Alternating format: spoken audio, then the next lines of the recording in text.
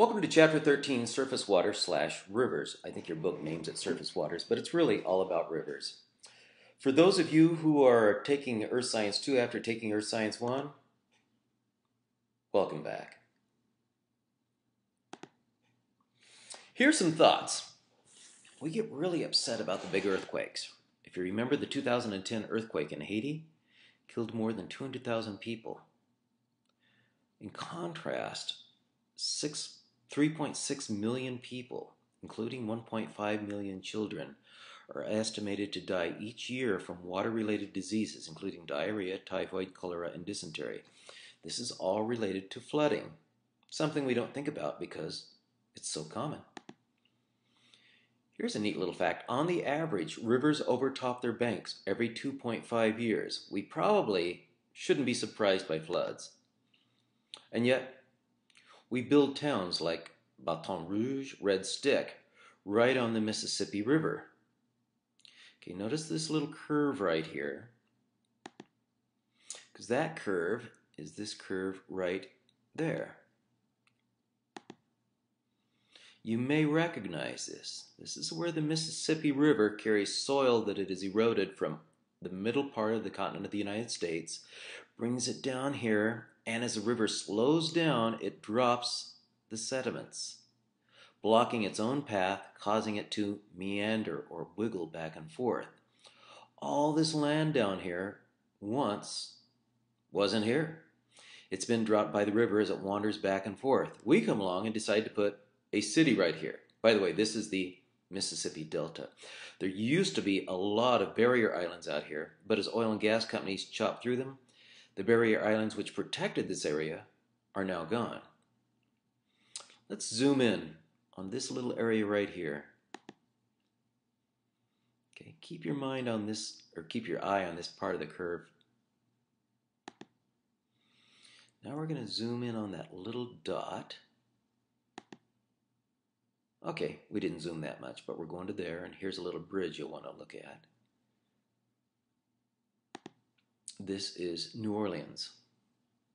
What's significant about New Orleans, and why are we talking about this in a chapter on rivers? Well, yeah, there is a river. But this is kind of crazy. You can't see it right here, but in the next picture, satellite picture, this little thing right here is essentially a 100-mile-long dam. Why does it exist? New Orleans is lower than the river. You can stand on the roof of a house over here and watch a boat go by above the level of your head. We have drawn out groundwater from underneath New Orleans. We have destroyed the barrier islands, and we've done all kinds of things to the Mississippi. So this is now a problem we have to deal with. It's not only at New Orleans. Here is the Red River. Up in South Dakota, people bought their house, and then all of a sudden there's a big thaw, and they get flooded. Okay, let's get down to where we're supposed to start. The hydrologic cycle. Here's a typical water budget. Water coming in, water going out. Out of all the rainfall that occurs every year, 15 to 20% of it goes into the rivers. How much is average rainfall? Well, in the U.S., average is about 75 centimeters. It's as low as 5 centimeters, about 2 inches in the Mojave Desert, to over 250 centimeters in the Olympic Mountains in the northwest United States. The most rainy places in the United States: Samoa, an American territory, where I used to live, and Hawaii, where I also used to live, over 500 centimeters, about 200 inches a year. Rainmaker Mountain in Samoa, 235 inches of rain a year. Some areas get no runoff at all, like the Mojave Desert, 100% evaporation. Only 25% evaporation in the Olympic Mountains in the northwest. Typical, you get about 23 centimeters of runoff a year, 52 centimeters of what's called evapotranspiration. What's evapotranspiration? Well, to answer this, we need a really scientific diagram. So here we go. I love this thing. This is the water cycle. It starts out here with happy little water molecules. They're moving slowly. They're attracted to each other. But when the sun hits them, These particles start moving faster and faster until the speed of their motion overcomes the intermolecular forces that hold them together. These water particles zip apart from the other water particles, and becoming less dense, they rise. They rise to a point where they cool, and as they cool, they slow down their vibrations, and slowing down their vibrations, the intermolecular forces which were overcome down here now are enough to draw them back together, and they condense. This kills some people, but clouds are not gas. If they were gas, we'd be looking at this and we wouldn't see it. Clouds are actually liquid water, not like the ocean, but water droplets suspended in the air like little pieces of chocolate milk, or chocolate and chocolate milk are suspended in the milk. They stay up there because their density is actually less than that of air. Hard to believe. Don't believe me? Become a pilot and fly through a cloud. You'll notice something happening on the windshield. There's water.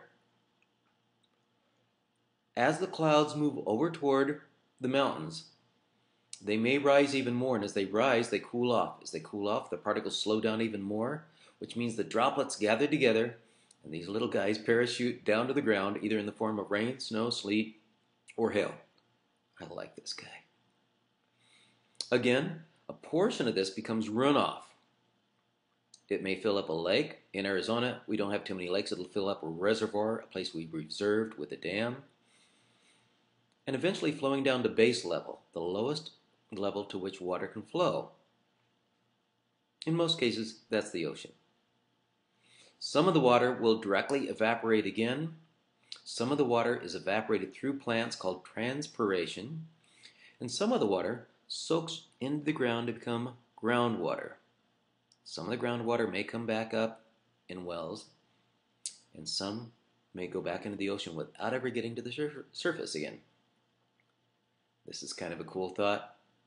Long ago, the water that we drank was probably drunk by a dinosaur.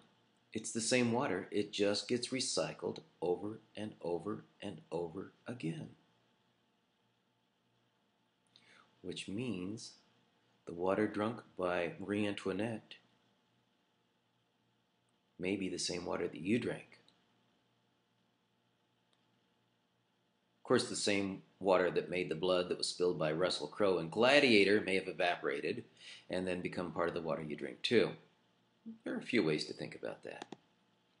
Okay, what's a drainage basin or basin? What are typical patterns of drainage? Here's the standard scientific drawing. Evaporation, condensation, precipitation, infiltration to groundwater, and runoff. Again, base level, usually the ocean, evaporation, and transpiration. Anything inside the mountains that gathers into a river and its tributaries is said to be the drainage basin. Here's a better drawing of it. All the water that goes into these tributaries and contributes to this river is part of a drainage basin. Here are the tributaries because they contribute to the river. And down here are the distributaries where the river slows down and begins dropping its sediments. This is the mouth of the stream. Here are the headwaters. Now you notice BB and CC. These are transepts. If we were to take a cross section from here, this is what it would look like. The valley is steep and narrow. The water usually is flowing very fast. Now this is slightly misleading because if you look at this and look at this, they're the same size. Not the case. A stream in the Rocky Mountains is much smaller than the Mississippi River at the mouth where it dumps into the Gulf. Here is a typical cross-section at sea. You have a really wide floodplain filled with alluvium or sediments. There's the main channel, which the river runs in most of the time, but during flood season, it's going to overtop its banks, and there may be levees here, and flood this entire area, which means this is probably good for something other than building. If this drawing is too complicated for you, here's a simpler one. Here's the divide. Here's the drainage basin. Any water that falls on the back of this divide is going to go into a different basin. Here are the tributaries. Here's the river. Here are the distributaries and the delta. What are the major drainage basins of the United States? Here we go. The Mississippi River Drainage Basin, I got to follow the blue. Sorry. If we trace it, it goes all the way up into Canada barely, and ends up draining about 40% of the 48 continental states. The rivers on the eastern side of the Appalachians tend to drain to the Appalachians or to the Gulf. We are in the Colorado River drainage basin, and right here is the Continental Divide. If you are a raindrop and you're falling down from the sky and you land right here and you've been talking to your buddy along the way, if you're one of these guys, whoops, and your buddy lands on this side of the divide, he is going to end up going into the Red River, the Platte River, and then eventually into the Mississippi River system and down here. You, on the other hand, will end up going into the Columbia River drainage basin, and you will not see each other again. Well, not for a long time. Maybe when you evaporate, you'll meet up again. Here's a nicer version of the Mississippi River drainage basin. It shows you that the Ohio drainage basin contributes to it, and the Missouri River drainage basin contributes to it, and the Arkansas Red-White, the Tennessee. These are all parts of the drainage basin. Now, does a river run the same all the time? And how do discharges compare? Well, no. This is kind of cool. This is a tally of all the rivers and their discharge going into the Atlantic Ocean from 1935 to about 2010. You'll notice that the total amount of water running into the Arctic Ocean has been increasing consistently, probably due to the melting of the ice. How do you calculate discharge? Imagine you had an old Play-Doh extruder, and it was 10 inches wide, 2 inches deep.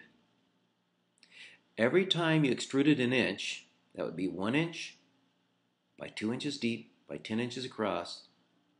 So that's 1 by 2 by 10. That would be 20 cubic inches passing out your extruder every second. Here are some sample discharges from rivers around the world. In Arizona, we get pretty excited when the Salt River down by Tempe gets up to 30, 60, maybe even 100,000 cubic feet a second. Now that would be 10 feet deep, 10 feet downstream, so that's 100, and then 100 feet across. Is that right? Something like that. Here are some other drainages compared. By the way, this is in thousands of cubic space feet per second. I didn't create this. The Mississippi River puts out 611,000 cubic feet a second, 6 times more than the Salt River ever does at its highest stage. Compare that with the Amazon River, 7,500,000 cubic feet per second. I'm going to stop here because these videos are limited by YouTube to being no more than 15 minutes each. This will be the end of part 1, chapter 13 lecture notes. We'll pick it up on the flip side.